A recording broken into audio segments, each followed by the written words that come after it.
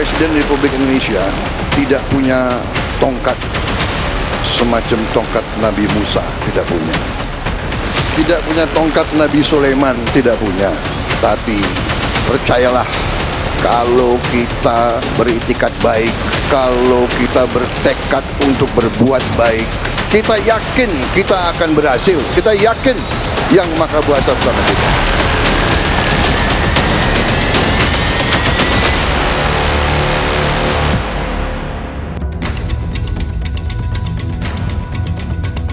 Presiden Prabowo Subianto berjanji akan mengatasi tantangan di Indonesia terkait korupsi, penipuan, hingga keserakahan.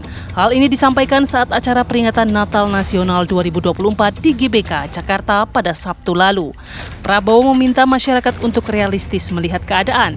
Ia menegaskan bahwa Presiden tidak memiliki tongkat Nabi Musa ataupun tongkat Nabi Sulaiman. Tapi kita juga realistis. Ya, Presiden Republik Indonesia tidak punya tongkat semacam tongkat Nabi Musa, tidak punya. Tidak punya tongkat Nabi Sulaiman, tidak punya. Tapi percayalah, kalau kita beriktikad baik, kalau kita bertekad untuk berbuat baik, kita yakin kita akan berhasil. Kita yakin Yang Maha Kuasa bersama kita. Prabowo menjelaskan bahwa niat baik pemerintahannya tentu akan membuahkan hasil, sebab niat yang baik akan dibantu oleh tangan Tuhan. Lantas, apa maksud Presiden Prabowo Subianto soal tidak punya tongkat Nabi Musa dan Sulaiman? Bagaimana strategi Presiden Prabowo menyelesaikan berbagai persoalan bangsa secepatnya?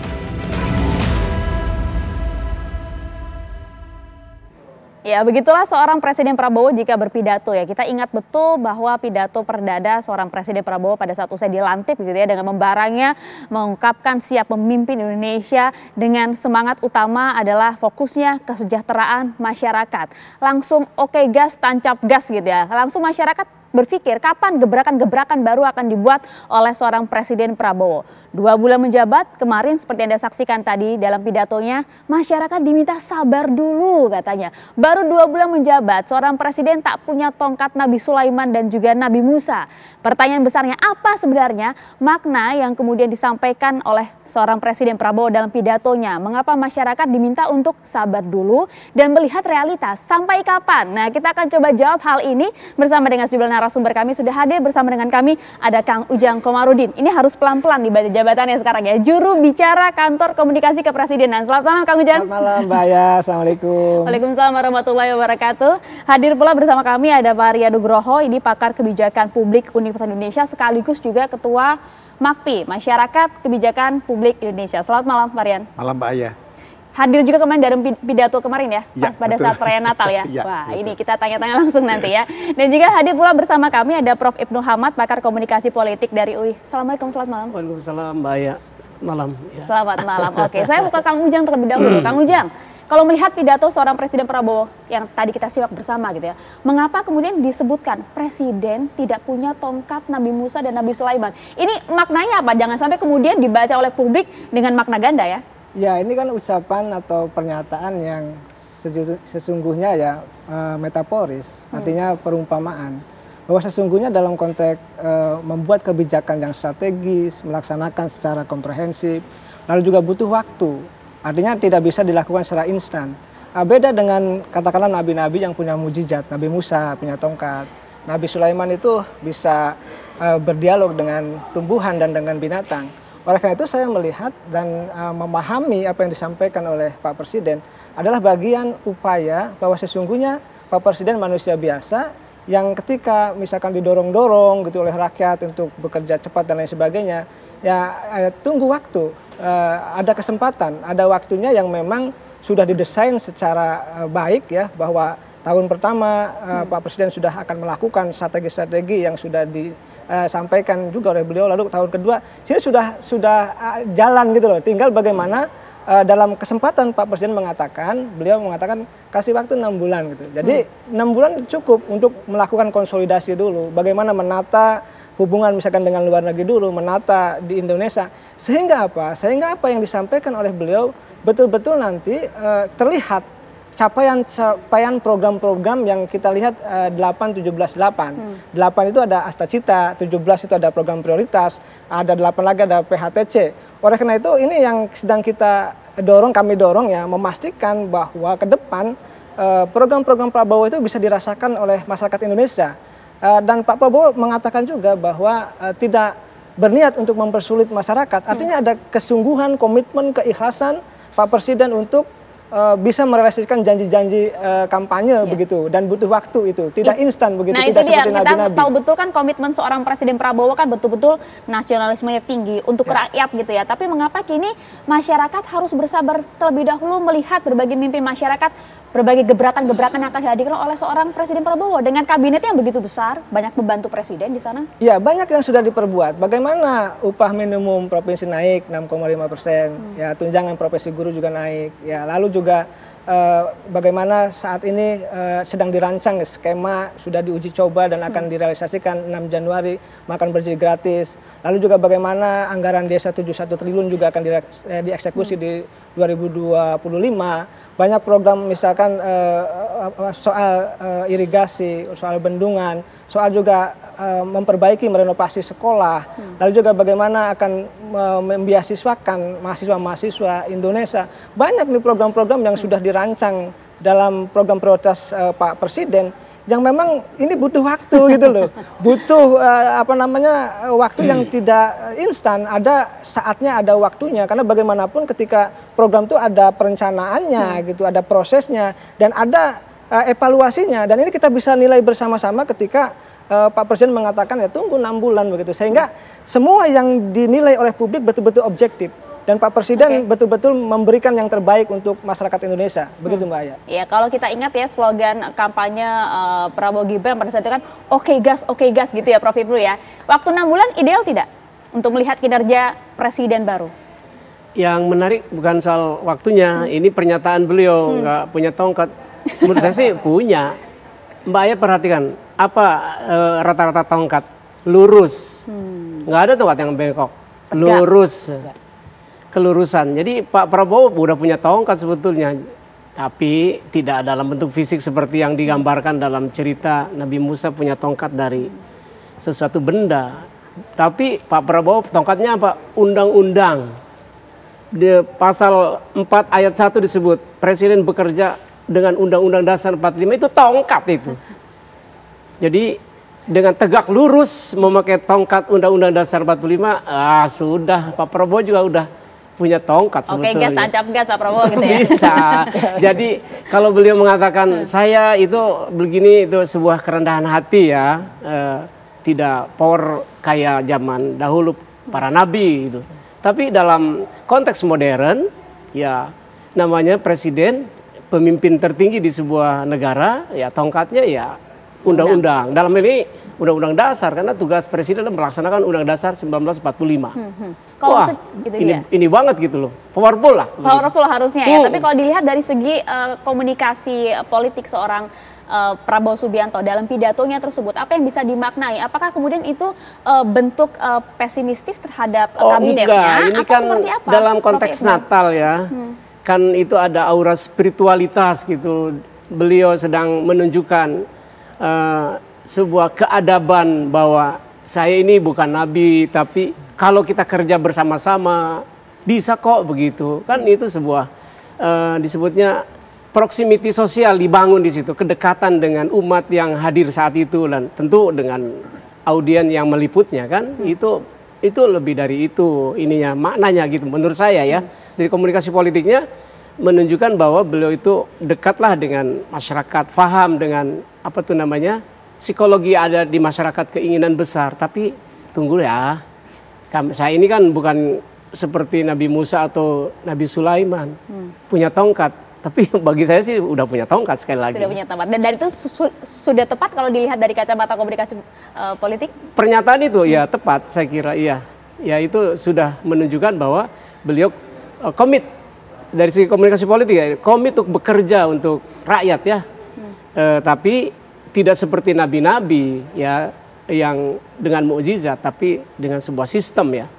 Dalam hal ini sekali lagi basisnya Undang-Undang Dasar 45 begitu. Ya, Presiden juga manusia biasa seperti itu tadi ya. Pak Rian, kalau Anda melihat sebenarnya seperti apa catatan dalam pidato Presiden kemarin?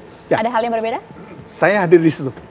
Dan saya melihat dari awal sampai akhir pidatonya. Satu yang pertama kali adalah jenius. Bayangkan tulisan dari Pak Ujang kan? Dan kawan-kawan. Kawan-kawan. Apa yang kita namakan adalah beliau itu hadir dengan bukan hanya tahun nuansa Christmas, Natal, tetapi beliau tahu apa yang dikomunikasikan. Saya sepakat dengan beliau tadi, Prof. Idham, bahwa yang namanya presiden itu kepala negara dan kepala pemerintahan. Itu sakti gitu. Dia bisa berbuat apa saja. Kecuali nggak mati, nggak bisa dia. Tetapi yang ketiga adalah kerendah hatian. Ingat loh, beliau mengatakan ini bahwa saya nggak punya magical touch gitu ya. Tapi yang keempat, yang paling penting adalah sebenarnya pidato itu diarahkan kepada siapa? Menteri-menterinya. Menterinya dikatakan, kita nggak punya keajaiban loh ya. Untuk itu kita mesti kerja keras. Kerja keras dan kerja benar ya. Pada waktu itu, yang saya tangkap adalah Pak Prabowo ini sebenarnya memberikan arahan kepada menterinya di depan publik. Itu kerja keras loh. Artinya kalau buat kebijakan yang benar, yang mikir dan yang mendengarkan. Contoh ya, udah bagus saya menekan bahwa ada kenaikan UMR 6,5%. Tapi banyak hal yang kita pertimbangkan ke depan. Misalnya tahun 2024 ini ya, sepanjang tahun kita punya pengangguran 80.000 nambahnya. Ke depan ada 60 perusahaan akan terkendala. Kita punya pertumbuhan permintaan publik itu di bawah 5%. Itu artinya betul-betul masyarakat itu dalam kondisi yang tidak cukup. Sehingga dengan demikian kebijakan yang keluarkan, misalnya kebijakan moneter, pajak, harus menghitung sektor realnya. Pak Prabowo mau bilang itu, there is no miracle among us. Jadi kerja keras gitu. Menarik Pak Rian, artinya apakah kemudian Anda ingin menyampaikan Pak Prabowo meyakini bahwa banyak juga nih kinerja dari para menterinya yang gak pakai mikir nih kayaknya nih ya gitu. Begini, mungkin berpikir tapi kurang kencang gitu loh. Nah ini perlu kena gini, kalau dikatakan apakah berarti kabinet kita tidak lebih baik ketimbang kabinetnya katakanlah Pak SBY atau Pak Harto atau Pak Jokowi. Enggak, tetapi tantangan kita jauh lebih berat. Berat banget loh, coba. Tahun depan ini ya, di bawah Trump itu pasti melakukan kebijakan proteksionis. Kita akan susah dagang dengan mereka. Dan itu makin susah semuanya. Dan dengan demikian, kalau dulu kita boleh berpikir levelnya 80 gitu, sekarang nggak bisa lagi, naik lagi. Dan yang penting adalah bagaimana setiap kebijakan, setiap lini itu get connected. Ingat loh, kebijakan sekarang itu masih sektoral. Kenapa? Setiap menteri masih, gue punya sektor gitu. Harus get connected.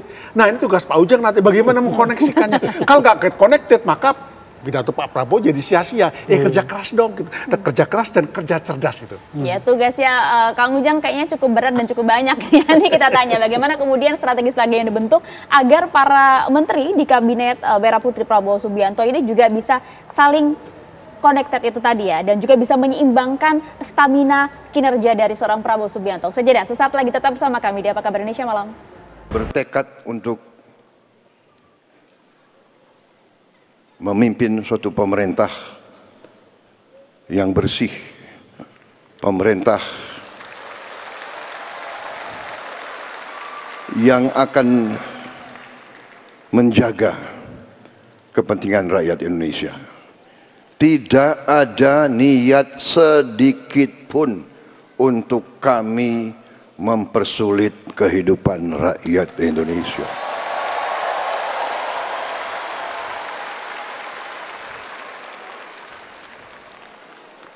Saya sungguh-sungguh bertekad bahwa sumpah yang saya ucapkan pada tanggal 20 Oktober di hadapan Majelis Permusyawaratan Rakyat, di hadapan seluruh rakyat Indonesia, dan yang lebih penting di hadapan Tuhan Yang Maha Kuasa.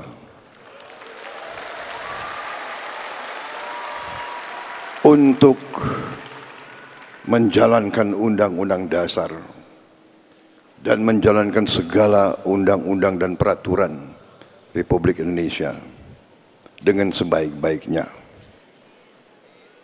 Saudara-saudara sekalian, kami mungkin baru menjabat 2 bulan 8 hari sampai hari ini mungkin. 2 bulan 8 hari atau 9 hari? Ya, 8 hari ya. Baru 2 bulan 8 hari. Saya mohon waktu sebentar. Sabarlah, berilah kesempatan kami untuk bekerja sungguh-sungguh.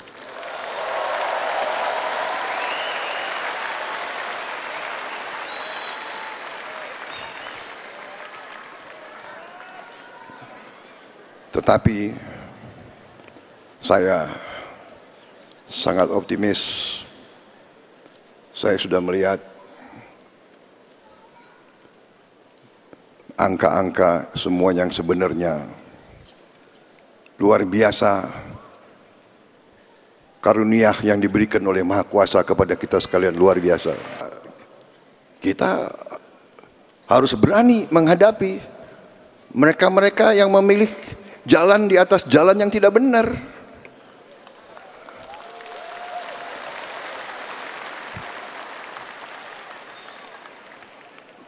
Jalan menipu rakyat.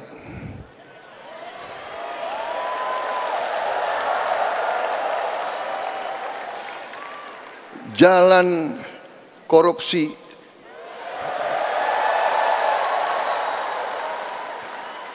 Jalan nyelundup.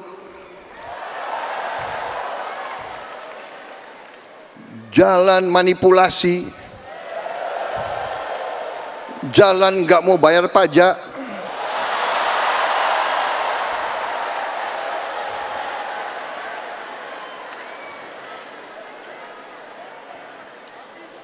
Jalan sudah diberi segala macam oleh Yang Maha Kuasa, segala macam diberi fasilitas, diberi kebaikan, masih serakah. Ya, ini tantangan kita bersama, dan kita akan atasi itu semua. Saya sangat optimis. Tapi kita juga realistis, ya. Presiden Republik Indonesia tidak punya tongkat semacam tongkat Nabi Musa, tidak punya. Tidak punya tongkat Nabi Sulaiman, tidak punya. Tapi percayalah, kalau kita beritikat baik, kalau kita bertekad untuk berbuat baik, kita yakin kita akan berhasil. Kita yakin Yang Maha Kuasa bersama kita. Tadi tafsirnya dia dengan timnya. Ya, itu tadi kalau kita lihat cuplikan pidato dari seorang Presiden Prabowo. Tapi menarik untuk dibahas tadi pertanyaan dari Prof. Rian begitu ya. Ini sebenarnya betul tidak ditujukan untuk para menteri, sampai itu tulisan yang dibuat oleh Kang Ujang ya Kang dan kawan-kawan gitu, betul Kang? Ada tim penulis teks pidato Pak Presiden tentunya. Nggak dilihat itu apa yang kemudian dipikirkan oleh seorang Prabowo Subianto pada kala itu langsung disampaikan. Betulkah kemudian beberapa poin penting tadi yang disampaikan oleh Prabowo itu termasuk juga jangan serakah, kemudian jangan persulit rakyat, koruptor dan lain-lain itu ditujukan kepada kabinet ya? Ya, tentu tujuan utama para pembantu beliau ya. Di situ ada menteri, ada wakil menteri, ada usulan khusus. Nah, ini menjadi perhatian yang harus dijaga oleh para pembantu presiden tersebut. Bagaimana 2 kali ya Pak Prabowo memberikan pembekalan di Hambalang lalu juga di Magelang. Ini kan titik tonggak dasar bahwa para menteri diminta untuk bekerja sungguh-sungguh untuk kepentingan masyarakat bangsa dan negara. Oleh karena itu dalam rentang waktu katakanlah kalau seandainya diberi kesempatan 5 tahun oleh Pak Prabowo ya untuk memimpin kementerian dan lembaga itu, maka betul-betul ada terukur. Ada catatan-catatan ukuran-ukuran yang memang bisa dinilai oleh publik. Dan semua menteri kan sudah setor program, struktur apa yang akan dilakukan step by step dari hari pertama hingga katakanlah 100 hari bahkan 6 bulan dan terus sampai 5 tahun.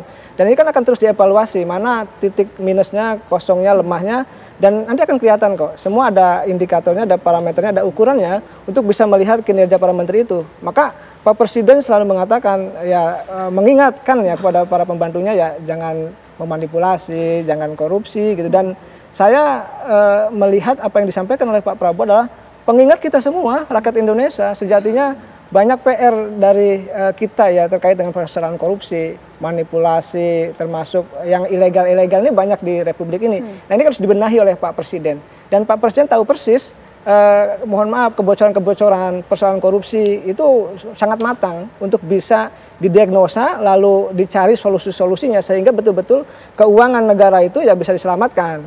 Misalkan soal perjalanan dinas luar negeri ada kalau 50% bisa diselamatkan itu 15 triliun. Bisa untuk irigasi, untuk pendidikan, untuk anak-anak makan gizi gratis gitu ya. Oleh karena itu inilah sebenarnya yang harus ditanamkan oleh para menteri dan termasuk saya mungkin ya bagian daripada pemerintah memastikan ya kita juga jangan melakukan tindakan-tindakan yang tidak diperkenankan oleh undang-undang. Yang disampaikan oleh Pak Presiden sangat jelas bahwa beliau ingin mengingatkan pembantunya dan kita semua bahwa kita ayo mulai bersama-sama membangun bangsa gitu loh. Jangan korupsi, jangan manipulasi, ya kan, jangan juga melakukan hal-hal tindakan-tindakan yang mohon maaf ya KKN dan lain sebagainya. Sehingga apa? Betul-betul bangsa ini kita tata, kita kelola dengan baik. Oke, yang lalu ada minus, ada kekurangan kita perbaiki. Oleh karena itu ya, kalaupun ada tuntutan dari masyarakat, desakan untuk bekerja dengan baik, insya Allah kasih waktu, Pak Presiden kasih waktu kami pemerintah untuk bekerja ya sesuai dengan yang diberikan amanah itu ya oleh Undang-Undang Dasar, termasuk oleh Undang-Undang, termasuk dalam janji kampanye Pak Presiden. Insya Allah Pak Presiden komitmen untuk membangun bangsa Indonesia. Mudah-mudahan mohon doa restu rakyat Indonesia agar kita bisa bekerja dengan baik.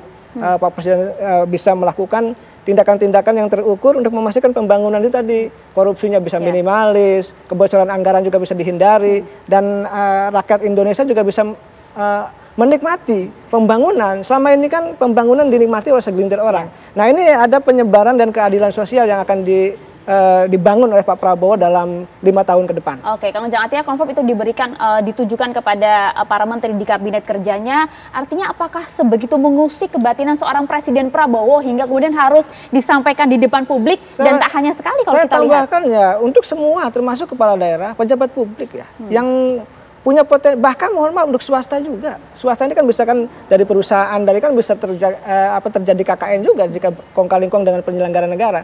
Artinya ini pernyataan umum kalau menurut saya bukan hanya disampaikan kepada para pejabat, tapi semualah, kita semua termasuk kita yang tadi ya kita bangun bersama-sama bangsa ini gitu loh. Sayangi bangsa ini gitu dengan komitmen bersama Pak Prabowo. Begitu Prof. Ibnu? Kalau saya lihat dari penggunaan kata komunikasi, saya melihat kata kita. Jadi menempatkan semua orang yang hadir khususnya di saat itu dan kemudian yang melihat pidato itu sebagai aktor di dalam membangun bangsa ini. Bukan saya ya. Bukan saya ya, kita kan. Kita kalau kita ini bisa bersama, kita buang itu namanya korupsi, kita manipulasi segala macam kita. Jadi dia melibatkan semua orang sebagai aktor dalam memperbaiki bangsa. Saya ingin menggunakan satu istilah, rupanya dari pidato ini Pak Prabowo sedang berupaya menegakkan kembali hal-hal yang tadinya serba ilegal jadi legal. Dari yang menghancurkan bangsa ini menurut saya bukan illegal fishing atau illegal mining tetapi illegal logic. Jadi Pak Prabowo sedang mengingatkan, ini pikiran-pikiran yang salah dulu, buanglah gitu. Pikirannya siapa sih, Prof? Ya buktinya dipraktekkan. Ada orang ingin cepat lulus, ada ingin orang cepat kaya, ada ingin cepat orang... Karena kalau kita lihat kan sebagian besar dari kabinet di Merah Putih kan juga merupakan menteri di periode sebelumnya. Iya, jadi maksud saya hal-hal yang oleh dugaan saya, dianggap oleh beliau hal-hal yang illegal logic itu, udahlah jangan diulang lagi lah begitu kira-kira. Kita kembali ke jalan yang lurus nih, walaupun tidak seperti tongkat Nabi Musa atau Nabi Sulaiman, kita lurus jalannya nih sekarang ini. Saya menduga seperti itu. Ini namanya tafsir kan ya, yang paham betul maknanya ya tentu Pak Prabowo sendiri kan ya, yang mengucapkan ya. Begitu. Dan itu memang nampaknya gaya seorang Presiden Prabowo ya, selalu secara alamiah begitu mengungkapkan apa yang ada di hatinya, di pikirannya, begitu dengan bahasa-bahasa juga yang mudah dipahami oleh publik. Iya, saya melihat Pak Prabowo itu menggunakan sejak pidato tanggal 20 Oktober waktu beliau mengucapkan sumpah ya. Itu juga pidatonya kan relatif teksnya itu tanpa teks lah lebih besarnya. Itu kan bahasa sehari-hari ya. Jadi istilah-istilah yang sering orang dengar sehari-hari itu diungkapkan. Jadi lebih mudah diterima, lebih cerna. Seperti tadi juga dalam pidato yang disiarkan tadi kan. Dan kemudian pertanyaannya mengapa seorang Presiden Prabowo memilih kata tongkat Nabi Musa atau tongkat Nabi Sulaiman? Apa maknanya sebenarnya? Apa yang ada di benak seorang Presiden Prabowo pada saat itu? Itu tadi, beliau sadar memiliki wewenang, kekuasaan yang berkewajiban membawa masyarakat yang dipimpinnya menuju arah yang lebih baik, tapi tidak seperti para nabi yang punya tongkat gitu kira-kira ya. Jadi sadar, itu menunjukkan kesadaran bahwa beliau punya wewenang untuk membawa bangsa ini ke keadaan yang lebih baik. Tapi tidak seperti bekerjanya para nabi dulu ya. Tapi sekali lagi saya bilang, tetap Pak Prabowo sudah punya tongkat dalam bentuk adalah amanat undang-undang itu. Di situ letaknya saya kira. Itu ya, tongkat yang tegak itu tadi ya. Tapi kalau Prof Rian bagaimana melihatnya, Prof? Begini, memang agak berat bagi masyarakat ya. Masyarakat kan diberitahu Pak Presiden sabar. Tapi di dalam realitas people cannot wait gitu loh. Coba ya, fakta aja, angka ya. Tahun 2019 itu kita mempunyai kelas menengah itu 57,3 juta. Hari ini cuma tinggal, waktu itu 57, sekarang tinggal 47. 10 juta, turun itu. Padahal kita jumlah penduduk naik gitu loh. Jadi yang jadi adalah memang problem. Cuma kita harus hati-hati, jangan kita menggunakan istilah gebrakan. Jangan minta presiden atau menteri pemerintah gebrak. Kalau udah gebrak semuanya kaget. Just keep on going. Bekerja sistemik gitu loh. Pak Prabowo mengatakan kerja sistemik. Kenapa? Saya sepakat dengan Prof tadi. Kita itu mempunyai kendala bukan illegal logging, tapi illegal logic. Illegal logic itu menciptakan namanya corruptive mind. Otak yang korup. Yang jadi masalah, apa yang korup tadi digunakan dalam kebijakan. Sehingga saya punya penelitian, kita punya sejumlah namanya corrupted policy. Dan korupsi kebijakan 10 kali korupsi nyata. Nah Pak Prabowo sangat tahu ini. Coba lihat baca bukunya Pak Prabowo ketika pemilu. Dia melihat berapa banyak kasus seperti ini. Dan beliau mengatakan efisiensi tadi kan ya. Menurut hemat saya, mungkin kita juga perlu bantu Pak Prabowo agar tidak terlalu banyak dikang masalah finansial. Efisiensi itu bukan masalah uang dikurangi terus kurang kerjaan, enggak. Tapi efisiensi kita berpikir bagaimana kita kerja 20 dapat 80, namanya teori Pareto. Kalau sekali potong uangnya nggak kerja kita. Jadi yang terjadi sekarang bukanlah kita masalah potong sana tapi di-restructure lagi. Saya sih menghitung ya. Jadi yang namanya dari semua aktivitas birokrasi kita, masuk militer juga itu ya. At least 30% yang itu tidak betul-betul berimpak. Ini bisa dilihat lagi. Ini bukan kalau masalah pergi ke luar negeri itu bagus, tapi it's not that enough. Jadi dengan demikian, saya melihat Pak Prabowo mengajak menteri-menterinya, hitung lagi dong. Apa yang namanya adalah bermakna, impactful. Jadi kebijakan yang bermakna ini cari, bukan kebijakan yang istilahnya kelihatan goyang sana goyang sini, gebrak sana gebrak sini. We have to stop gebrak. Kalau kita gebrak-gebrak orang lari, investor lari. Kita itu mengalami problem. Kalau ingat ya, India itu punya competitiveness 39. Kita 27. Tapi investasi lari ke India sama Vietnam yang nggak masuk 20 besar di Asia Tenggara itu. Nggak masuk di Asia. Tapi mereka ke sana kenapa? Karena mereka nggak pernah gebrak-gebrak. Jadi mohon izin semuanya kita ngatakan, udah ya, pejabat pemerintah, kebijakan bukan masalah gebrak. Tapi sistem berjalan ini. Dan kedua, konsisten dan hasil ya. Nah, saya ingin menambahkan jadinya. Pak Prabowo itu kan tidak sendirian bekerja. Dan pemerintahan itu bekerja dengan sebuah birokrasi. Nah ini yang dimaksud. Bagaimana nih, tugas Pak Ujang lagi. Bagaimana birokrasi ini mendayagunakan sumber daya ini dengan sebaik-baiknya seperti arahan Pak Presiden. Nah, jadi nggak cukup hanya Pak Prabowo pidato kan, tapi bagaimana para stafnya itu menerjemahkan ke dalam ini rencana pembangunan, rencana kegiatan, program yang terukur seperti Pak Ujang sampaikan. Nah, Pak Ujang langsung dijawab dulu. Iya. Masalah birokrasi kan penting ini. Jadi birokrasi kita sekarang itu terbiasa dijelek-jelekan. Birokrasi itu bilang ketakutan. Jadi orang-orang cerdas birokrasi ngeri semuanya, ngeri pecat. Jadi pendekatan para birokrasi pun tidak boleh seperti sekarang. Berbeda. Pak Prabowo mengatakan mengajak, merangkul. Jadi Pak Prabowo akan harus mentransfer birokrasi. Jadi birokrasi yang tidak ketakutan. Hari ini sangat ketakutan. Ya itu dia. Nah, jadi bagaimana tuh Kang Ujang? PR-nya agak cukup berat ya. Jadi apakah kemudian orang-orang yang berada di bawah presiden ini mampu mengikuti begitu ya kecepatan stamina kinerja dari seorang Prabowo Subianto? Bagaimana agar tujuan visi misi Astacita itu tercapai? Begitu Kang Ujang. Ya. Dijawabnya nanti boleh sesaat lagi. Tetap bersama kami di Apa Kabar Indonesia Malam. Ya menarik kalau kita simak ya apa yang disampaikan oleh Prof. Ibnu, oleh Prof. Rian gitu ya. Jadi ternyata korupsi kebijakan jauh lebih besar, berkali-kali 10 kali lipat bahkan kerugiannya dibandingkan dengan korupsi uang. Kang Ujang, bagaimana kemudian ini bisa diterjemahkan secara pasti, secara jelas dalam birokrasi pemerintah Prabowo Gibran? Ya, saya pernah kuliah ya dulu di S3 itu di politik, sama persis yang disampaikan oleh beliau gitu ya. Bahwa korupsi kebijakan itu luar biasa dampaknya, efeknya. Oleh karena itu kalau kita bicara birokrasi, yang paling penting adalah pertama membangun sebuah merit system. Nah kita tahu, saya agak lama juga di birokrasi, dulu pernah ikut bupati, lalu pernah jadi staf khusus ketua DPR ya, agak mendalami dan saya meriset-riset juga terkait dengan birokrasi itu. Makanya birokrasi tidak pernah tuntas, misalkan netralitas dan lain sebagainya. Yang harus dibangun pertama merit system, agak sistem yang dibangun berbasiskan kepada prestasi. Ini dulu penting. Lalu baru merubah di internal. Sistem internal di birokrasi itu, maka butuh tadi kekuatan dari menteri, wakil menteri untuk memastikan sistem yang ada di birokrasi itu betul-betul berjalan dengan mekanisme yang sesuai yang diinstruksikan oleh Pak Presiden.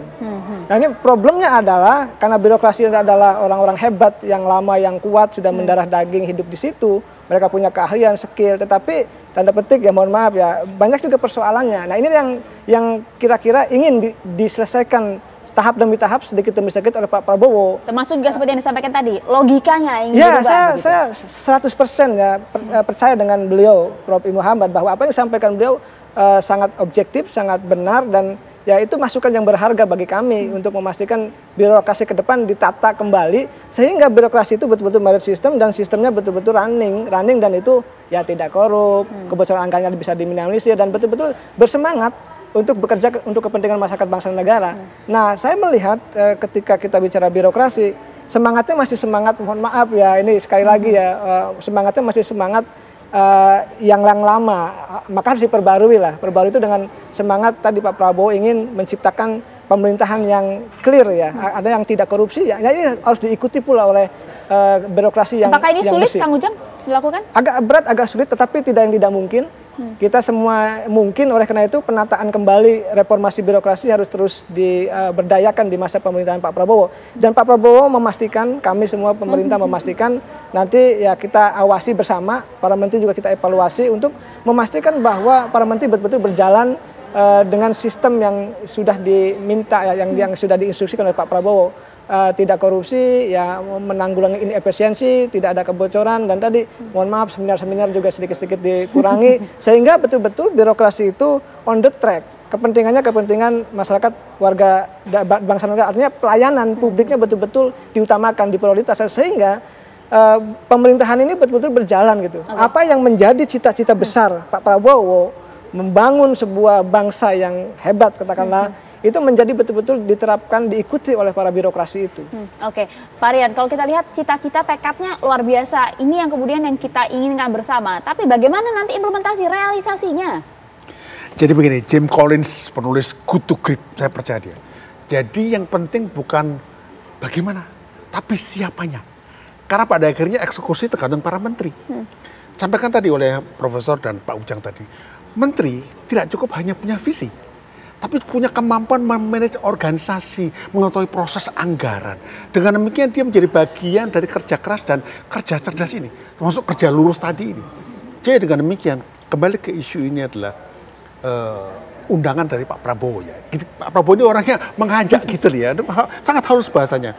Mengajak, ayo, baik kita yang berada di ranah politik, di ranah birokrasi. Ingat loh, menteri itu kan birokrat semua sekarang loh ya. Coba bagaimana running birokrasi, Pak Ujang katakan, birokrasi baru, bukan kemudian diganti orangnya, tetapi cara-cara yang hebat. Karena begini, meritokrasi is the key.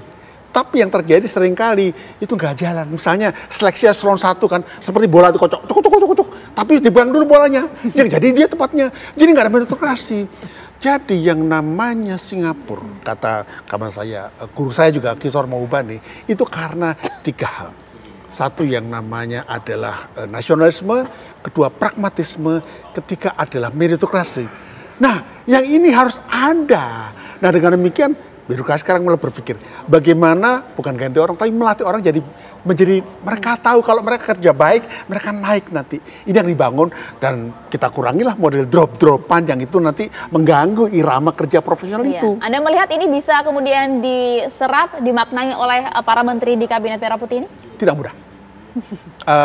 Barangkali nanti tugas dari Pak Ujang dan teman-teman mungkin setelah 3 tahun. Karena gini, hitungan kelembagaan ya, pekerjaan dari 0 sampai 90 ini yang paling penting. Ini terjadi berarti 0 sampai 90 hari. Ya, akan meleverage ke sana. Jadi hitungannya 90 hari. Ini hitungan Eisenhower. Nah, jadi dengan demikian, setelah mendekati 90 hari ini, perlu ada tim evaluator. Menilai apa yang mesti dikerjakan kepada semua menteri dan pejabat di situnya. Diminta sabar 6 bulan katanya. Oh, rakyat 6 bulan, tapi kalau presiden harus 3 bulan. Organisasi 3 bulan. Rakyat memang 6 bulan. Kalau ini nggak boleh bersamaan. 3 bulan, Kang Ujang. Jadi 3 bulan itu adalah melihat bagaimana, ingat loh, Pak Presiden mengatakan rakyatku 6 bulan ya, tapi berakyat kan kepada internal organisasi separuhnya lagi, karena this is a great job gitu loh. Jadi dievaluasi. Masyarakat tidak bisa menunggu. Ya, nah jadi yang penting adalah nanti ada pilihan, ada pejabat menteri yang akan lanjut, kedua ada yang dilatih ulang, ketika diganti it's quite fine gitu loh. Itu dalam ranah presiden itu. Saya boleh menambahkan, Mbak Aya. Silakan. Masalah-masalah bangsa kan banyak nih, luar biasa besar ya, dan panjang juga yang harus diselesaikan oleh Pak Prabowo.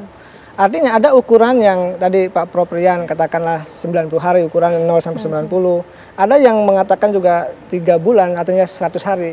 Dan tadi untuk memastikan bahwa program Pak Prabowo berjalan, ukuran kami sebenarnya yang pas ya, yang disampaikan oleh Pak Presiden 6 bulan, sehingga akan kelihatan kualitas kerja Pak Presiden ini dengan total gitu. Apa yang nanti menjadi kebijakan program prioritas betul-betul akan dilakukan satu step demi step dan akan kelihatan hasilnya. Kan untuk evaluasi internal paling tidak. Nah, kalau internal kita jalan kok. Setiap hari juga kita evaluasi. Ada mekanisme-mekanisme terus dilakukan oleh para menteri itu. Mereka bekerja keras ya untuk tadi satu visi dengan Pak Presiden, karena tidak ada visi misi menteri, yang ada visi misi dan presiden. Satu visi dengan presiden. Tapi kalau para menteri mudah diawasi, langsung dijewer ibaratnya begitu ya sama Pak Prabowo sama presiden. Tapi bagaimana dengan para pemimpin daerah, para birokrat yang berada di daerah, Kang Ujang? Ya, semua ada mekanismenya. Kalau kita lihat sistem yang dibangun di kita kan ada Mendagri yang juga punya alat kontrol kepada kepala daerah, dan ini kan sudah berjalan juga lama. Nah, nanti ada masukan juga dari Prof. Ibnu Habad dari KPU soal ini, karena beliau tuh guru saya, jadi saya satu panggung dengan beliau agak grogi gitu. Tapi kalau kita bicara soal tadi ya, tugas kami pemerintah memastikan bahwa apa yang dilakukan oleh Pak Presiden betul-betul bisa diimplementasikan di lapangan begitu, dengan kerja keras para menterinya begitu. Iya, presiden di kita ini, dalam hal ini Pak Prabowo, ada juga kepala pemerintahan. Kita ingat kalau bagaimana cara pemerintah itu bekerja.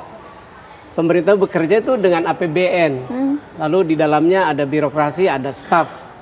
Dan namanya kepala pemerintahan bukan hanya pemerintahan pusat, juga pemerintah daerah kan. Dan APBN juga ada yang dikelola di pusat, ada di transfer.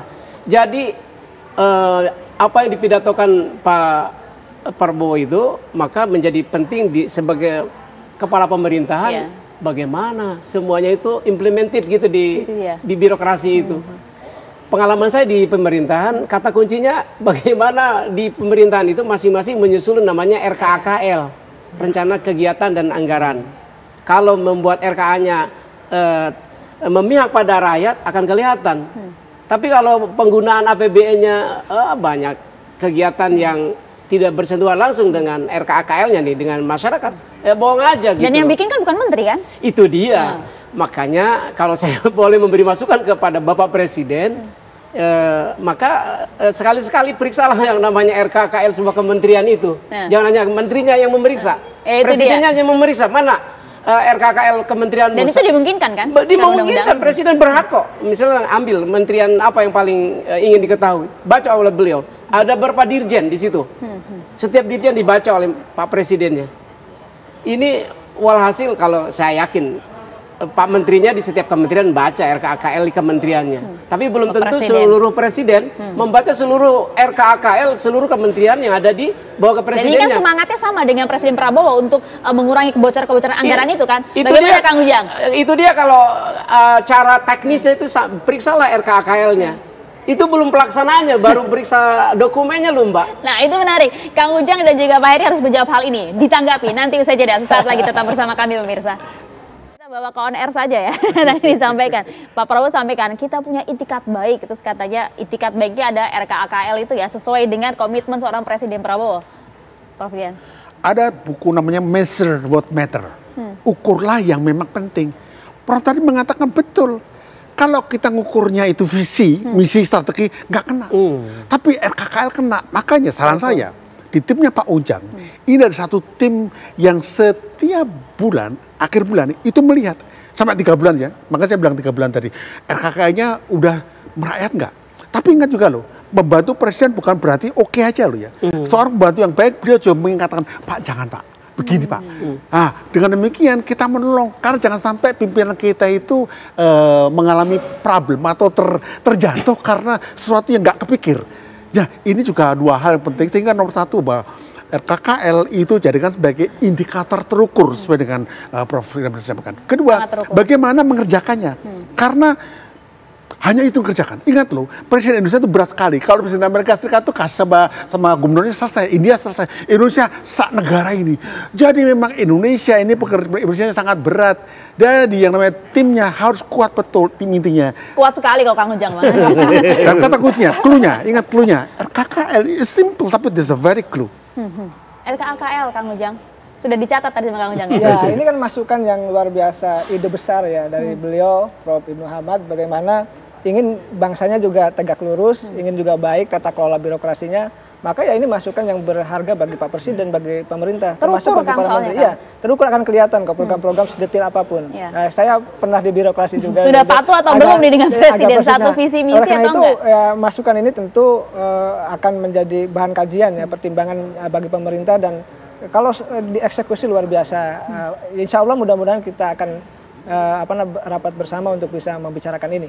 Waduh, langsung ditindaklanjuti. Alhamdulillah, iya. Terima kasih Kang Ujang. Iya. Tapi yang menarik kan sebenarnya apakah kemudian memang seluruh kabinet, baik itu para menteri, kemudian juga para birokrat, para pejabat daerah juga memiliki tujuan yang sama. Semangatnya mengejar asta-cita itu sejalan dan juga satu visi misi dengan Presiden Prabowo. Mbak Aya, bisa dipastikan tidak itu? Saya dapat telepon dari berbagai macam kepala daerah ya. Ketika saya dilantik jadi salah satu juru bicara kantor kepresidenan itu dari berbagai macam partai, bukan hanya dari partainya Pak Prabowo, bukan hanya dari Partai Gerindra, dari berbagai macam partai memberikan support dan dukungan ke kami gitu loh.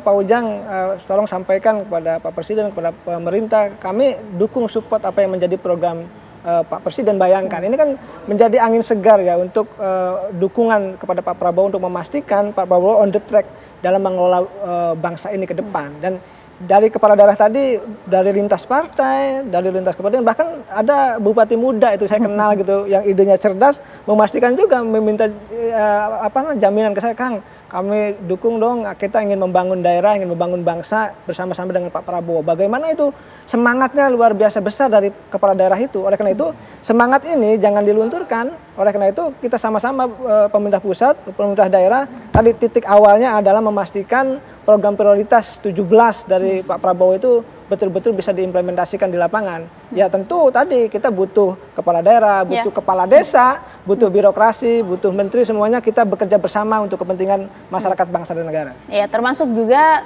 Pak Presiden Prabowo sebenarnya punya tongkat yang begitu luar biasa, itu undang-undang tadi disampaikan ya. Tapi bagaimana kemudian Pak Rian untuk kita bisa sama-sama memastikan bahwa Pak Prabowo bersama dengan para menterinya ini sama-sama mengejar asta-cita untuk hasil yang lebih baik, menyelesaikan berbagai permasalahan di tanah air. Begini, saya berikan tips saja ya, operasional. Kita sekarang punya namanya adalah AI, kecerdasan artifisial. Itu gampang saja, dibuat sebuah program yang itu mempunyai coding, yang itu turunnya ini adalah program Pak Prabowo, yang turunnya adalah program untuk rakyat tadi. Yang enggak keluar. Itu tinggal bikin programnya, running itu dicek seperti itu. It's matter of time, dicek selesai. Jadi kita jangan terlalu memikirkan masalah teknisnya, karena there is a solution. If I were there. Jadi dibuat sebuah operation room ya, bisa memantau ya dengan teknologi. Bahkan itu, bukan cuma operation melihat fisik ya. Saya belajar masalah komunikasi juga masalah ini namanya adalah policy evaluation yang digital ya. Jadi ketika saya mengevaluasi kebijakan, maka saya buat kisi-kisinya ini. Kemudian apa parameternya, codingnya apa. Nah nanti semuanya masuk ke situ. Mana nggak bisa maka dia out atau dikasih merah seperti itu. Jadi udah ada alatnya, tinggal mau nggak kita develop. Kenapa? Itu menjadi ruang baru bagi orang yang mau nakal, yang nggak bisa nakal lagi. Nah, Pak Prabowo harus kita support. Saran saya, kita masuk era digital di mana policy evaluations itu masuk dalam ranah di mana kita menggunakan AI. Jangan kita kotor AI-nya. Nah, namanya apa? Tadi Prof udah betul. Salah satu indikatornya adalah KKL. Kenapa? Ada istilah you can manage what you can measure. Kita hanya bisa manage sesuatu yang kita ukur. Kalau nggak bisa ukur, ya nggak bisa itu. Nah, itu caranya. Nanti mudah-mudahan dieksekusi itu. Prof. Ya, melanjutkan dengan membuat sebuah ruang operation room pakai AI bisa dipantau itu. Mungkin tapi sebelum itu berilah para pimpinan itu kisi-kisi policy seperti apa yang merakyat. Biar menyusun RKKL-nya ada panduan, ada pedoman gitu. Jangan masing-masing jalan sendiri membuat RKKL. Ini loh kalau membuat pedoman RKKL yang bercirikan yang mengakar kepada kebutuhan tertentu ini yang tidak jangan dianggarkan ya gitu. Ada buku pedomannya. Saya lihat belum pernah ada disusun juga. Pedoman penyusunan RKKL yang pro rakyat misalnya gitu. Jadi belum jangan sampai kemudian Presiden Prabowo harus berkali-kali sampaikan komitmennya mana gitu ya. Nah, Pak Ujang lagi-lagi tugas. Jadi menyusun buku pedoman cara menyusun RKKL yang pro rakyat gitu. Bisa itu disusun. Bisa kita pastikan ya. Terima kasih banyak Prof. Ibnu, terima kasih Pak Arya, terima kasih Kang Ujang atas waktu bersama kami di Apa Indonesia Malam. Bermakna ya obrolan kita pada malam hari ini ya. Semoga bisa menjadi masukan yang lebih baik untuk bangsa ini. Terima kasih banyak.